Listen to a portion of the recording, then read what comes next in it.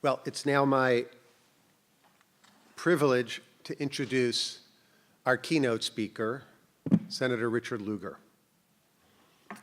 In his 36 years in the Senate and subsequent work at the Lugar Center, Senator Lugar has always understood that issues of development, hunger, food security are not issues at the margin of our foreign policy, but at the very center of it. As you heard earlier this morning, Senator Lugar was instrumental in ensuring passage and then reauthorization of the President's Emergency Plan for AIDS Relief, the PEPFAR program. The Senator is the original co-sponsor of the Global Food Security Act of 2016, an amazing feat being able to engineer passage of legislation even after you've left the Senate.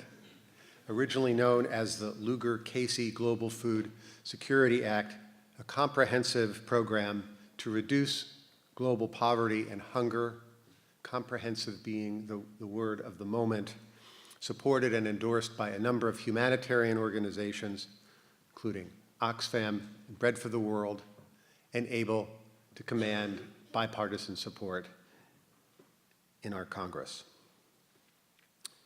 During my time in Washington, I had the privilege of working with the Senator on a range of issues, from non-proliferation to UN issues to advancing democracy.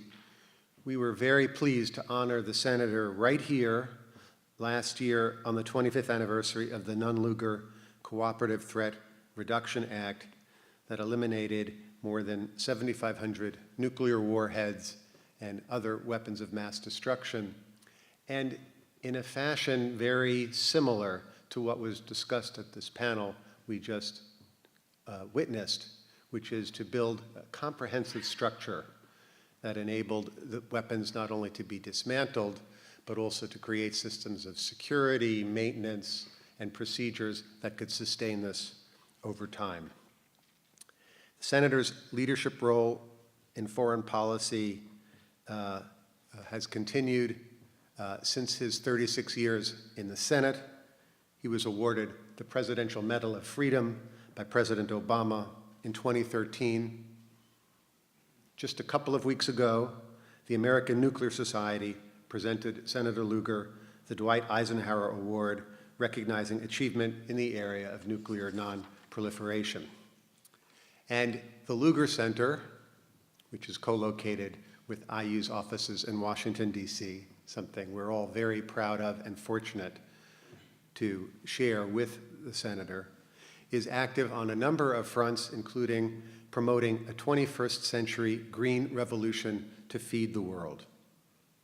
Most importantly, and something I mentioned to the Senator last night, and I'm sure is true for, I'm confident, more than one or two people in the audience today, there are scores of people whose careers began with an internship in Senator Lugar's office or in a position in Senator Lugar's office advancing our national security and foreign policy in one important way or another. As President McRobbie said, Senator Lugar is one of my faculty members, something I can only laugh about, a distinguished member of our faculty, one of the founding members of our faculty, and with Congressman Hamilton really embodies an ethos that we believe in and hope we reach, which is an ethos of pragmatism in foreign policy and an ethos of nonpartisanship in foreign policy, and in that regard, a bipartisan commitment to global engagement. It's my tremendous honor and privilege to introduce our keynote speaker at the inaugural Tobias Center Conference, Senator Richard Lugar.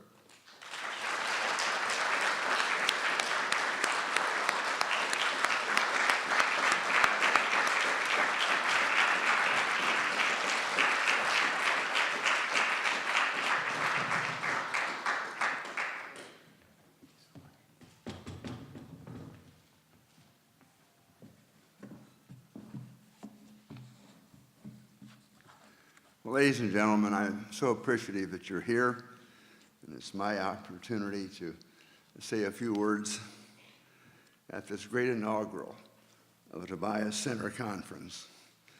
I appreciate, as always, the very generous remarks of Dean Lee Feinstein. It's so great to see President McRobbie here. It has been a wonderful 24 hours, really, in realizing the enormity of what is occurring here at SGIS. And I'm so happy to be a faculty member, to have an opportunity really to be a part of this great school and its evolution. It's a special privilege to be reunited with my friends, Deborah and Randy Tobias, to join in celebrating the Tobias Center. I remember so well the work of Randy Tobias in Indianapolis when I had the opportunity to serve as mayor. I treasured at least the opportunities to visit with him during his amazing leadership of PEPFAR. And it is so great to see this gift come to SGIS and to foster development, foster vital objectives in international development, as we've heard about it this morning. And during the last 2 decades, we have had innumerable advancements in development programs, as has been described by the previous panel, and concepts that produce tangible results. Efforts to combat AIDS, tuberculosis, malaria have produced accomplishments that clearly exceeded most of our expectations. We've established the Millennium Challenge Corporation and placed much more emphasis on good governance and the use of evidence to inform developmental efforts. The private sector has become more effective in administering assistance, and its impact in many locations rivals or exceeds the impact of government development programs. There is a strong appreciation within our military for the role of the development assistance plays in supporting the United States security policy. And we're coming closer to a consensus on the importance of transparency, of monitoring, and evaluation of foreign assistance spending.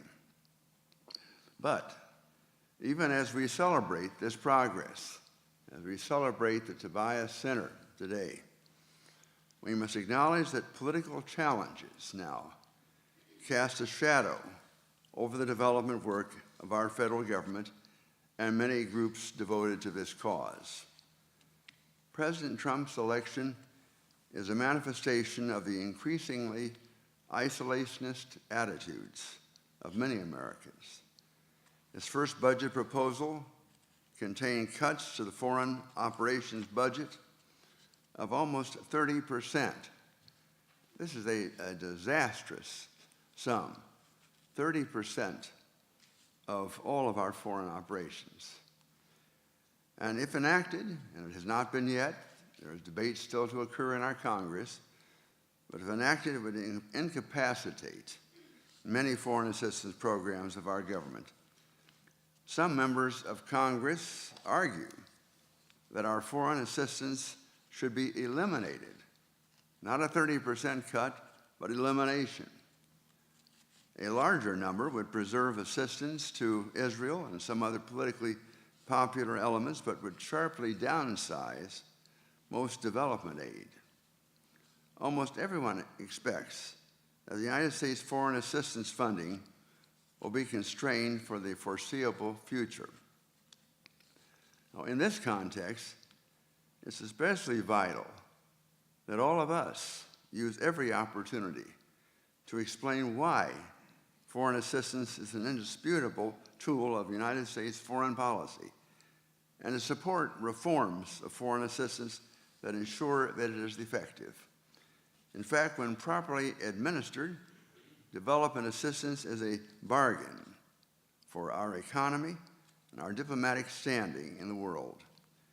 Even in the most challenging economic circumstances, the United States remains a wealthy nation with interest in every corner of the globe.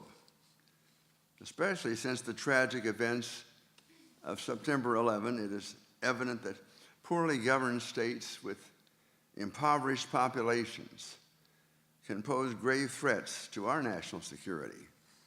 Nations that struggle with severe poverty and corrupt governments are at greater risk from terrorism and instability. We've now spent hundreds of billions of dollars in recent decades fighting wars and preparing for military scenarios in underdeveloped regions of the world. The deaths recently of 4 United States servicemen in Niger, a country of minimal national security interest until recently, underscore this point.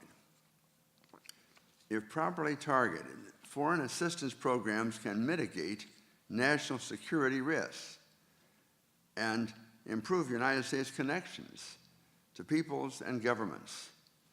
They may well save huge military expenditures down the road and help change perceptions that United States foreign policy has been excessively militarized. This is why it's especially interesting that the Defense Department has been a strong advocate of a robust foreign affairs budget, even in the midst of this discussion of a 30% drastic cut. Now, beyond protecting our own interests, an effective development assistance program is really essential to our moral standing as a nation. No superpower that claims to possess the moral high ground can afford to relinquish its leadership in addressing global disease, hunger, and ignorance. As I've often observed, more than any other nation, the United States possesses the traditional moral identity that is closely associated with religious tolerance, with democratic governance, freedom of the individual, promotion of economic opportunity, and resistance to oppression. No nation is more closely linked to a set of historic moral precepts than the United States of America, and no nation is judged more meticulously according to its own articulated values. As an observer of global affairs for many decades, I believe that this is a good thing. I believe our moral identity is an essential source of national power. Despite missteps, our country has been and still is a force for good in the world. This is indisputable from any objective point of view, and I would assert that as a moral nation, founded on moral principles, we diminish ourselves and our national reputation if we turn our backs on the obvious plight of hundreds of millions of people who are living on less than $1 a day and facing severe risks from hunger and disease even as we meet here today. This is not to say that every human being or every country in a desperate circumstance is our responsibility, but the United States must be a leader in forging global partnerships and developing the most effective practices to achieve developmental goals. Beyond our own programs, the efforts of other nations and many non-governmental groups depend on the United States for direction, support, and even validation. We should not be hesitant, even in this budgetary environment, to make the national security and the moral case for pure development assistance. Further, we should be forthright in explaining that diplomacy and development are two distinct disciplines. Although diplomacy and development often can be mutually reinforcing at their core, they have different priority resource requirements and time horizons. Most obviously, diplomacy is far more concerned with solving immediate problems, usually associated with countries of strategic interest. Although we hope that our development efforts will yield short-term strategic benefits, this is not their primary purpose. In a development context, we are willing to take a much longer view of the world and devote resources to countries of less or even minimal strategic significance. we are willing to engage in missions for purely altruistic reasons. These differences underscore why development must be a goal that is independent of diplomacy, not merely a servant. To maximize our development efforts, we will need robust partnerships. While historically non-governmental organizations and contractors have been natural partners, with USAID as implementers, we must go beyond these traditional relationships, and we should be expanding, coordinating with foundations, with corporations, with small businesses, with inventors, with others who contribute value. We also should be exploring trilateral assistance programs with other governments, with partnerships built from the ground up at the earliest stages of program development and sound financial structures for sustaining them. We can leverage scarce resources for maximum results. Even as we reconsider our development architecture, it's vital that development policy is guided by objectives rather than by how we organize our government to deliver government assistance. We should focus on the big issues, food security, poverty, disease, environmental degradation, that prevent economic growth in a large swath of the world's economies. Those objectives require that strategies reflect the needs of the countries that we are helping, rather than our own process, which often allocates funds in response to lobbying pressures, media interest, or political favoritism and intervention. Country strategies based on broad objectives also give us the best chance to avoid dependence on arbitrary spending targets for specific sectors. For example, promoting food security requires investments not just in agricultural productivity, but in clean water, infrastructure, basic and higher education, and land ownership, to name just a few factors. As we move forward, we must embrace transparency in foreign assistance programs. We should be forthcoming about where taxpayer dollars are spent, what goals they are meant to accomplish, and whether those goals are achieved. This is vital not only to provide taxpayers a clear picture of how their money is being used, but also to reinforce United States goals in transparent economic development. Transparency helps level the playing field for United States companies. It counters the propensity of resource-rich developing countries toward wasteful spending and combats the corruption that the World Bank has identified as, quote, the single biggest obstacle to economic and social development, end of quote. I share the World Bank's view of the vital link between fighting corruption and successful development efforts. Unfortunately, on the transparency front, the news is not good. The Trump administration and the current Congress have conspicuously withdrawn the United States from key transparency initiatives. For many years, the United States was the leader in combating corruption overseas. Congress in 1977, for example, passed the Foreign Corrupt Practices Act. This makes it a crime for an American corporation to bribe a foreign government official. This was at a time when competitors in countries like France and Germany, for example, could legally take a tax deduction for bribes of foreign officials. Critics said this law would be harmful to United States interests, but just the opposite happened. American prestige rose significantly around the world, and we were seen rightly as champions of good governance. American companies may have lost some business, but they gained other business thanks to a reputation for honest dealing. The United States built on this leadership in the 1990s, implementing an anti-bribery convention with other developed countries and backing an anti-corruption campaign at the World Bank. In the early 2000s, the United States again took a stand against corruption by attacking the resource curse. This is the phenomenon in which developing countries, blessed with an abundance of natural resources, remain mired in poverty because corrupt leaders siphon off the royalties.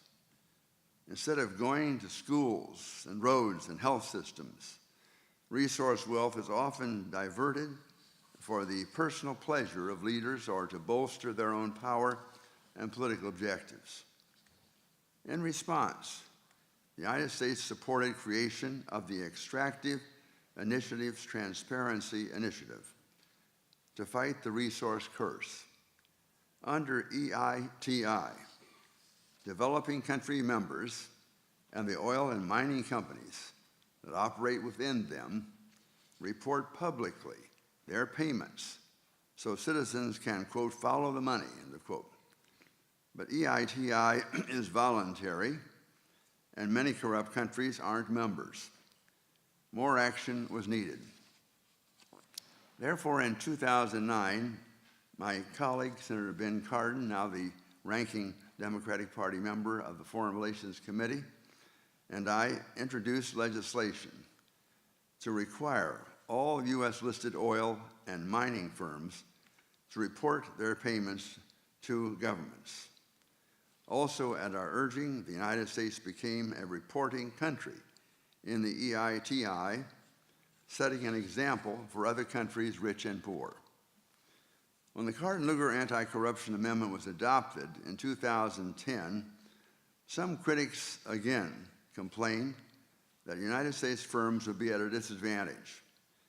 Instead, the European Union and Canada followed the American lead, enacting nearly identical legislation, leveling the playing field. The United States standard had become the international norm, followed by about 30 developed countries. Unfortunately, under President Trump, the United States has abandoned these key anti-corruption efforts. Early this year, one of the first bills he signed that was passed by the new Congress repealed the regulation that implemented the Cardin-Lugar Amendment, and a handful of powerful United States oil companies had lobbied hard for that repeal legislation, which passed Congress with little debate on a party line vote. Then last week, the Trump administration again ceded moral leadership on this vital issue. It announced that the United States would end its role as a reporting country under EITI. Now, this abdication by the United States threatens to weaken the international resolve to crack down on foreign corruption and may well embolden corrupt autocrats. It certainly complicates global development's objectives and harms the United States' national interests, in my judgment. More corruption will mean less successful efforts to fight poverty, hunger, disease, and instability. And that, in turn, will lead to greater risks of conflict, mass migration, and terrorism. The work to advance global development is never easy. There are always bumps in the road, and funding rarely meets the needs at hand. And yet I believe that great progress has been made and will continue to be made in the coming decades. Over the years, as I visited countries on many continents, I met incredibly devoted and knowledgeable development professionals from the United States and from many other nations who are operating in challenging and sometimes dangerous circumstances. I remain inspired by their example and by your example, each one of you who are interested in this subject here today. I applaud the commitment that each of you has made to global development. I admire your courage, compassion, and skill as you continue to find new ways to deliver results. I compliment again those who have started this new remarkable venture. And we are so grateful for SGIS. We are so grateful for each one of you who are contributing as faculty members, as students, as leaders of this endeavor. This is a wonderful celebration. I look forward to our achievements in the coming years. I look forward to celebrating with you. Thank you very much.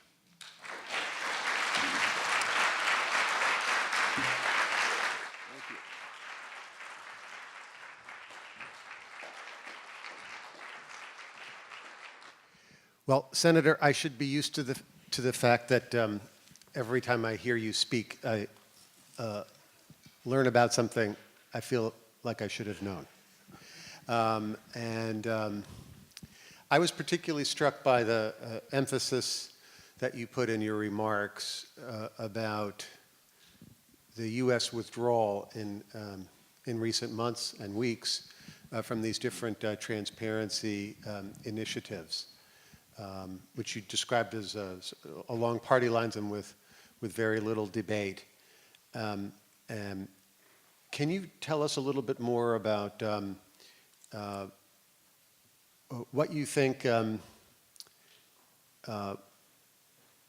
you think this might have been handled under different circumstances? Might there have been hearings? Might there have been further discussion about this and perhaps greater understanding of what the consequences might have been?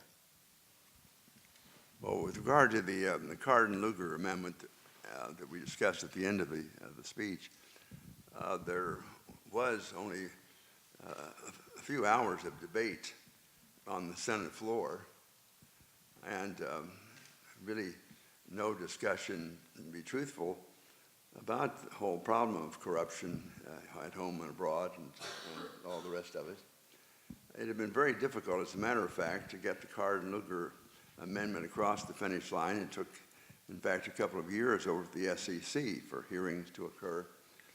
It has been bitterly opposed, not just by the oil companies and the resource companies I suggested, but by many businesses all over the world who claim again and again that the United States cannot be competitive in a corrupt world if we are hewing to these kinds of reporting arrangements. Now, despite the fact that the European Union and the Canadians, for example, as I pointed out, adopted the Lugar situation.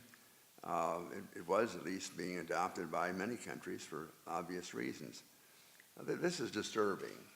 It's not that we are ever going to root out corruption in the world by passing an amendment in the Senate or our government, but once again, the moral leadership that we need to exercise is very clear in this respect. And the fact that our businesses claim that they would lose business, the jobs would be lost, that things would happen to our economy that are unfortunate, is not a sufficient reason for that kind of denial. Now, I suspect that I'm equally disturbed, as I pointed out without elaborating it greatly, when there was even mention to begin with of a 30% reduction in the State Department. Some have estimated a 40% reduction in foreign aid in general terms.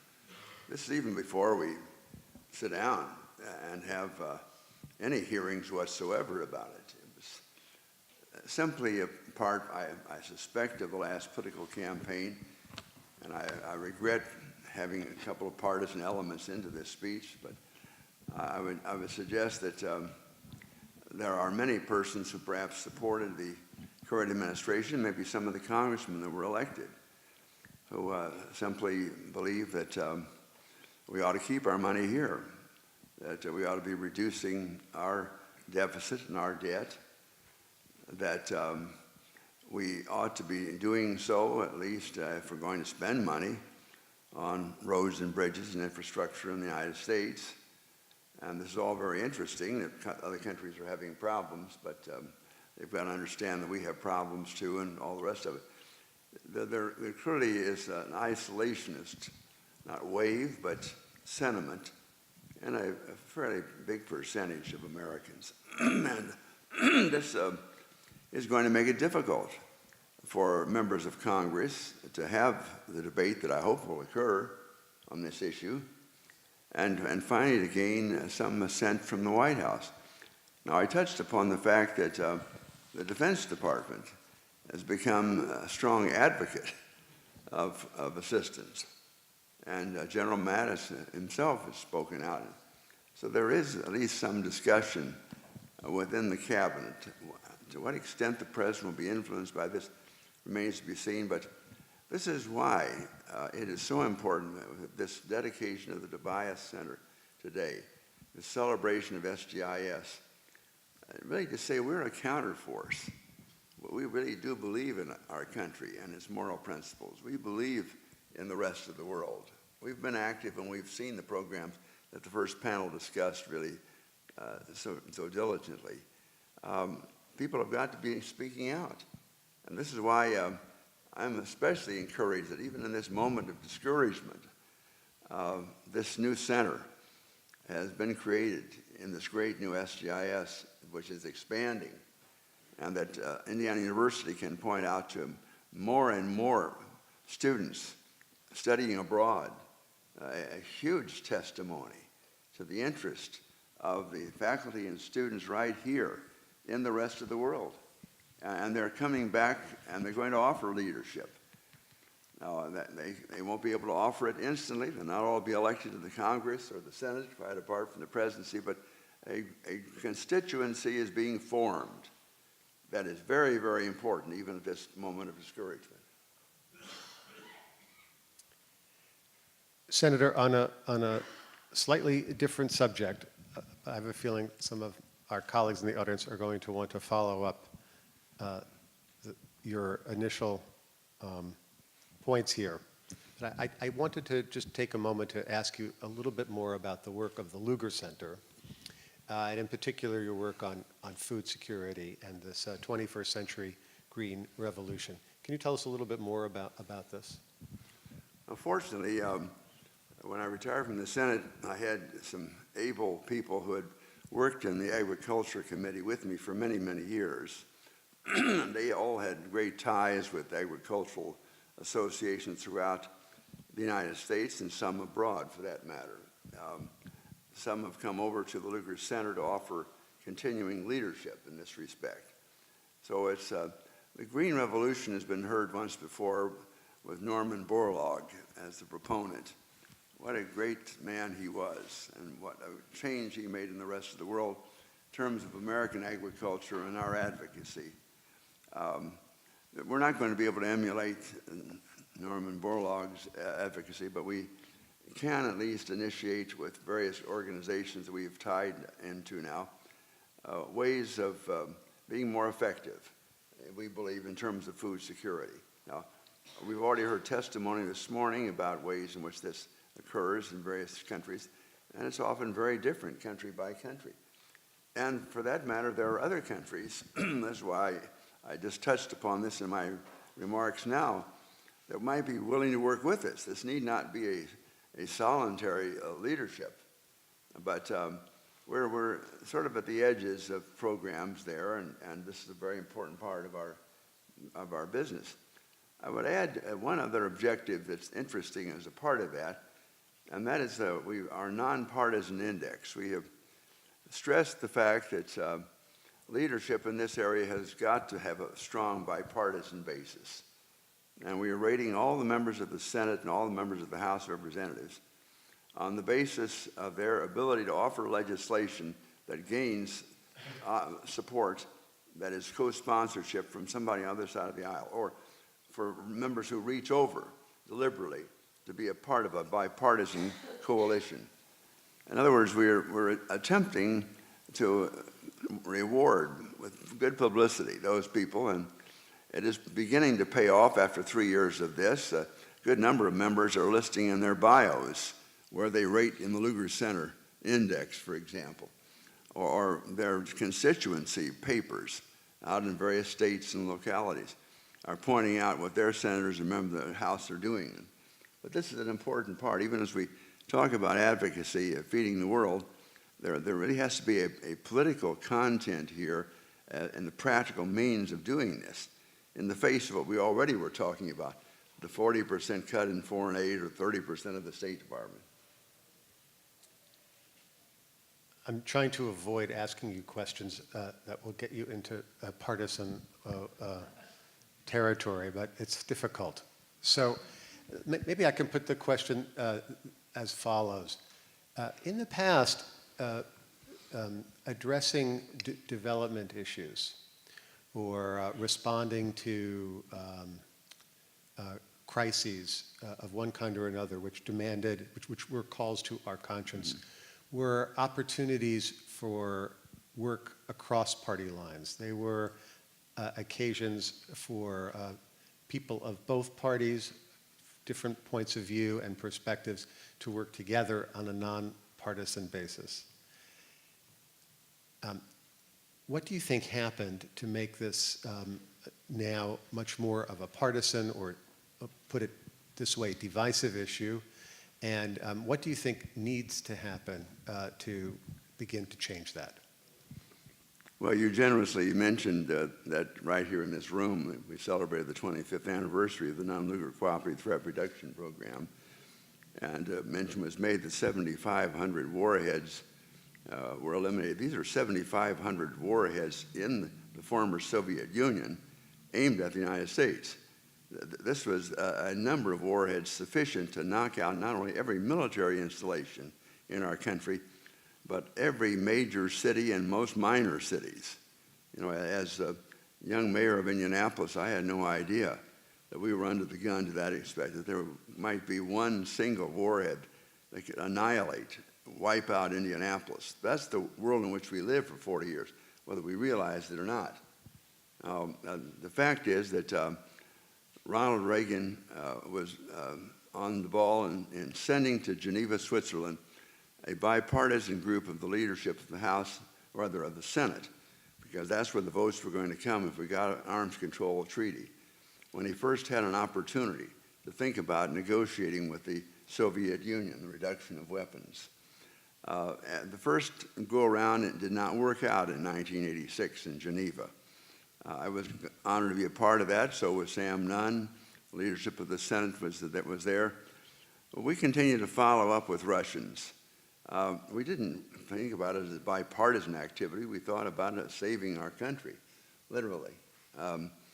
And that's the way others thought about it in the Senate at that time, fortunately.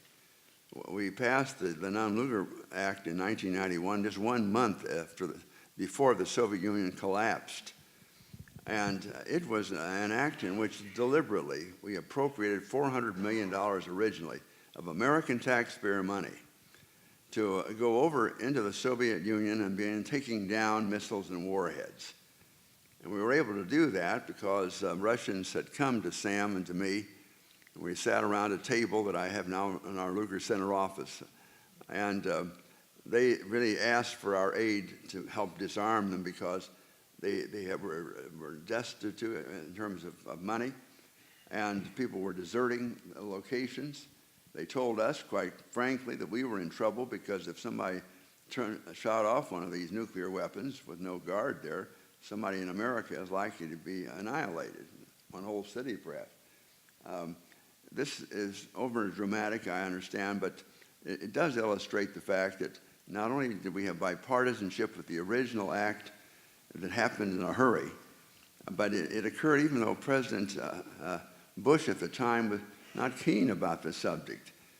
He felt that Sam and Dick were not president and Secretary of State. He was the president. What in the trouble were we doing negotiating with the Russians and working out money to go after their weapons? But he got over it. We managed to pull that all together in due course. But we had to keep at it for 20 years. Every year you needed a new appropriation with the Congress. Congress leadership changed throughout the years. Membership changed. That required bipartisanship for 2 decades to save our country, literally. We really got to come back to, we won't have such a dramatic situation as the mutually assured destruction, as you call. But we do live in a dangerous world, which is closer in terms, in many ways, of creating destruction, not of our cities and our military installations all in one bag, but as we've discussed today with the various diseases or various things that were described. Understand, really, this requires bipartisanship and it requires leadership. Now, finally, it's not just saving America, as we were discussing. We're really talking about moral leadership. We are people on this earth with everybody else. And that is why our country counts for many. We still are the country that offers that kind of leadership. Thank you. All right, I'd like to open the floor to questions from the audience. Please stand, wait for a microphone, and if you'd be kind enough just to let us know your name and how you'd like to be, or who you'd like to be affiliated with.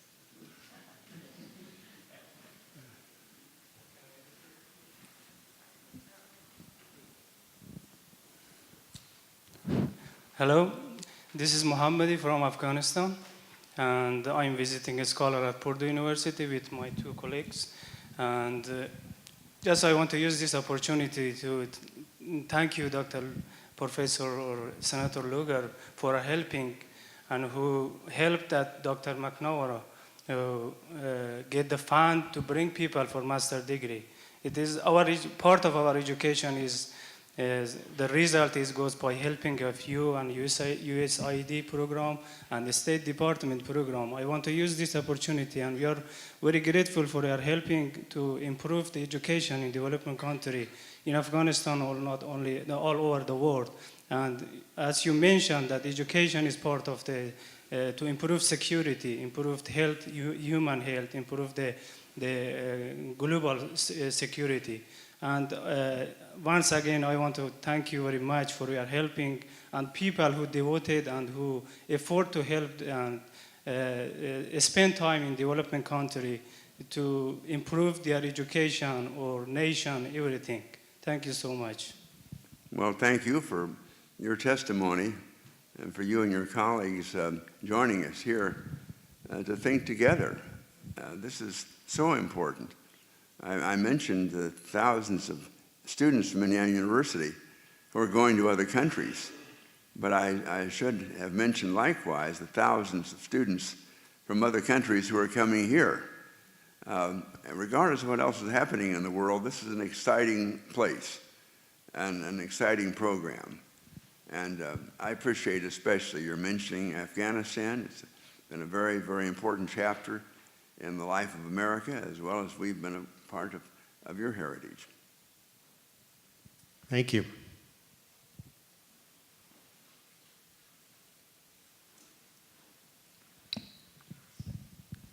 My name is Terry Tossman. I'm a senior here. So first, thank you, both of you on stage, for your contributions to not only academia, but to the world. You've obviously improved the world in immeasurable ways and has made society a better place. So what I've noticed is the past 10, 15 years, bipartisanship's become a bit of a dirty word. And this is not only concerning for the future moving forward, because typically with bipartisanship we get better legislation passed, which improves society as a whole, but this also affects foreign countries right now. So my question is, how do we improve work not only in DC, but in state houses across the country so that bipartisanship becomes something that can create reasonable legislation that can improve not only American and domestic programs, but ensure that there's funding for foreign countries? I suspect that many Americans, whether it's at the city or county level, the state level, the national level, in due course will require really that members of Congress or the legislatures produce. That is, that they actually pass legislation. And that when they pass the legislation, that it have quality, that it appears that it has an idea of thinking about the future. Something that is going to be an improvement as opposed to a punishment of something of the past.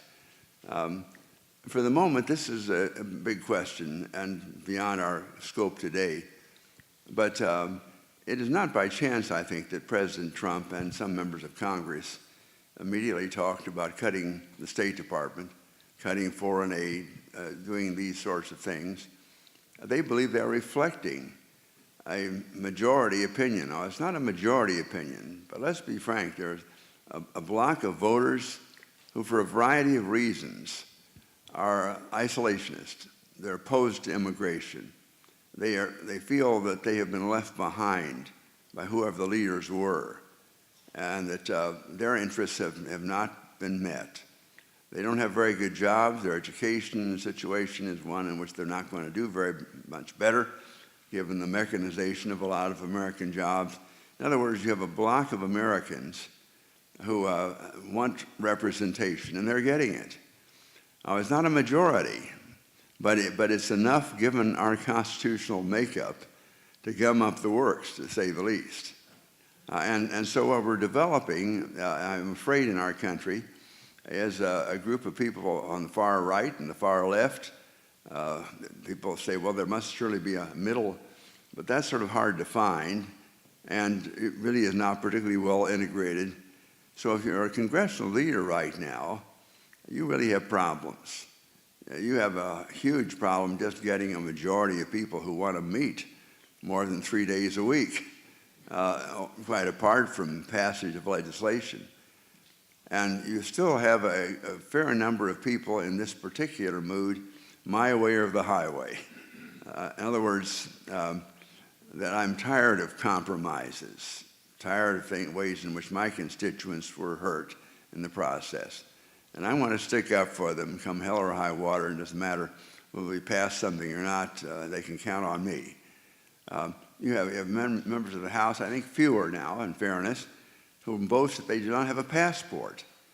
They want to reassure their constituents they're not traveling abroad, that they're coming home. They spend a majority of days in their constituency, not in Washington. They don't have houses in Washington. If they stay in Washington, it's in their offices, lying on a couch in their office and using the house gym for showers in the morning.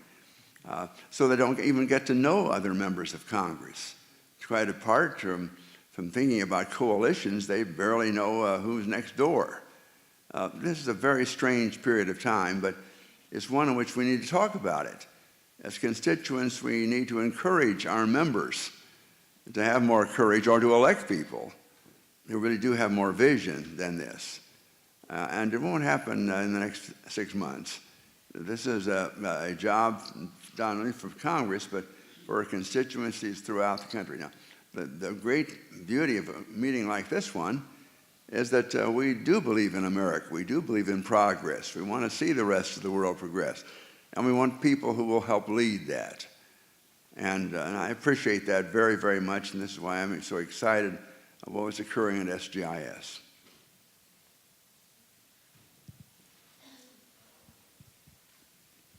Thank you very much, Senator Lugar, for really very timely discussion of some important aspects of how we, through the Tobias Center here at SGIS, can take the charge to our Congress, to the people, and to the world.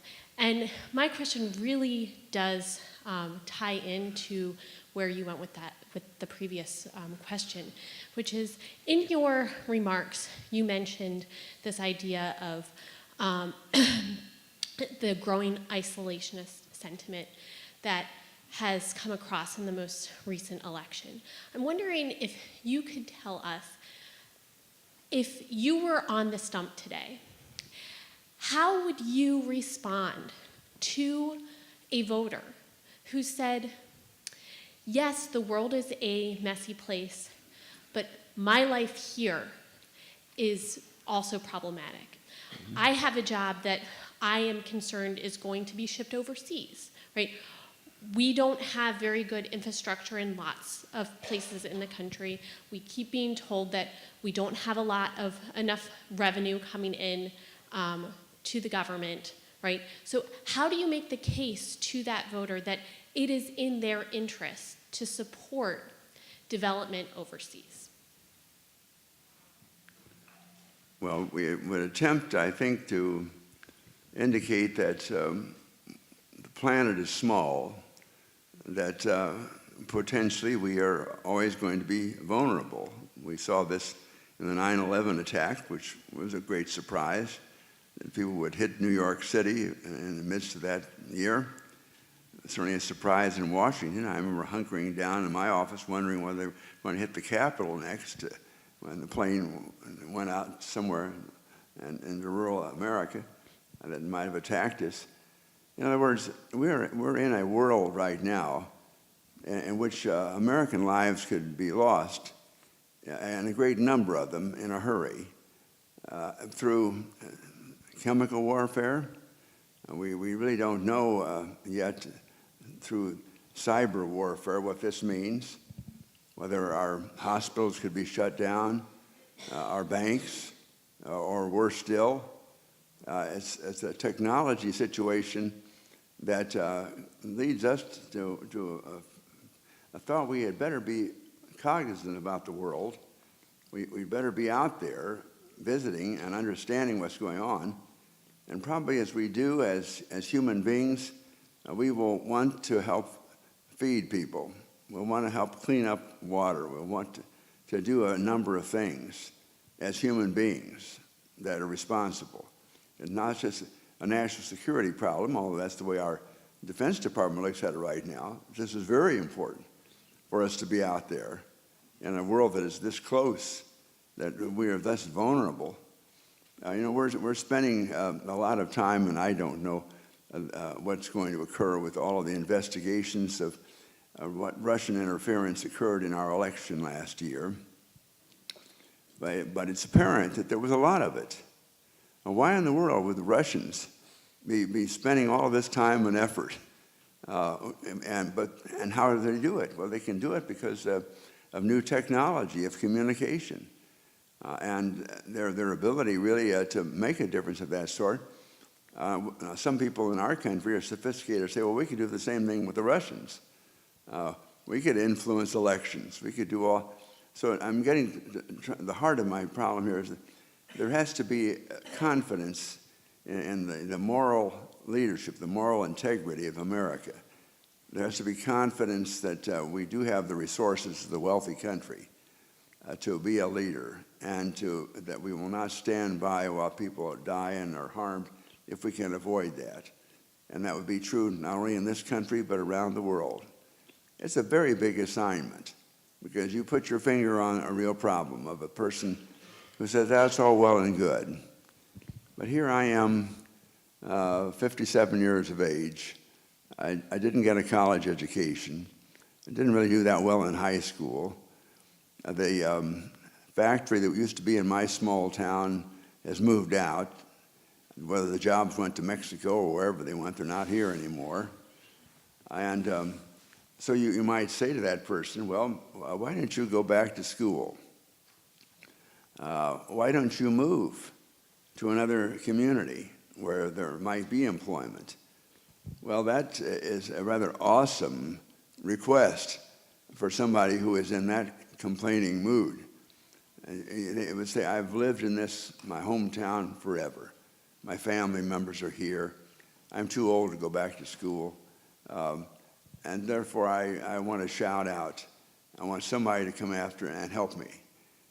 And we're into that with millions of Americans, apparently, and it's not going to go away. And so, this is why we are emphasizing with our young people the necessity of a college education and degree. We're emphasizing the necessity of their going out into the rest of the world so that when they are 57, 65, or what have you, they've had very wholesome, wonderful experiences. And likewise, they're able to give that leadership to their children and their grandchildren. Now, that's a long answer to a question, but the question you asked is really vital. There are persons just as you have described them, and they're in our country by the millions, and they are affecting our political decision-making.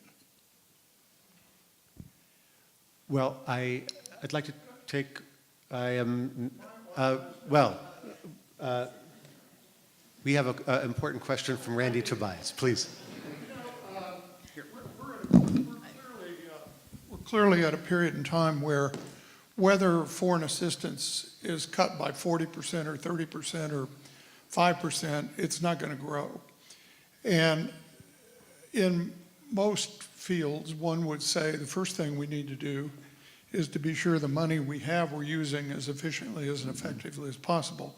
You touched on in your remarks, and we've discussed before, the inefficiencies. The Lugar Center is certainly working on this, but to some degree, in the context of bipartisanship, those within the development community, it's like Pogo used to say, we've found the problem and it is us. But there's so much of this, of people looking after their own self-interest for their own disease or their own interest or whatever, that we don't use the money as efficiently as we can. Is this potentially a time when somehow the development community can come together? And maybe you talked about the separation between, or the distinction between diplomacy and development, with which I certainly agree. But is this a time that we could take advantage of this set of problems and turn this into an opportunity to more efficiently and effectively and more strategically pursue those dollars that we do have? Yes, it is the right time to do that. And even those who are not inclined to support development would applaud the fact that we were more cognizant exactly of how each dollar was being spent, how efficiently the organizations that are spending it, or however it's done. We really have an obligation to do this. No room anymore for sloppiness or foolishness in this regard, because every dollar is going to count and needs to be accounted for. Well, I think we've just identified a new collaboration between the Tobias Center and the Lugar Center. There you go. Senator Lugar, thank you very much for these comments, which were attention-getting, a little alarming, but mostly inspiring. And please, everybody, join me in thanking the Senator for his terrific remarks. Thank you very much.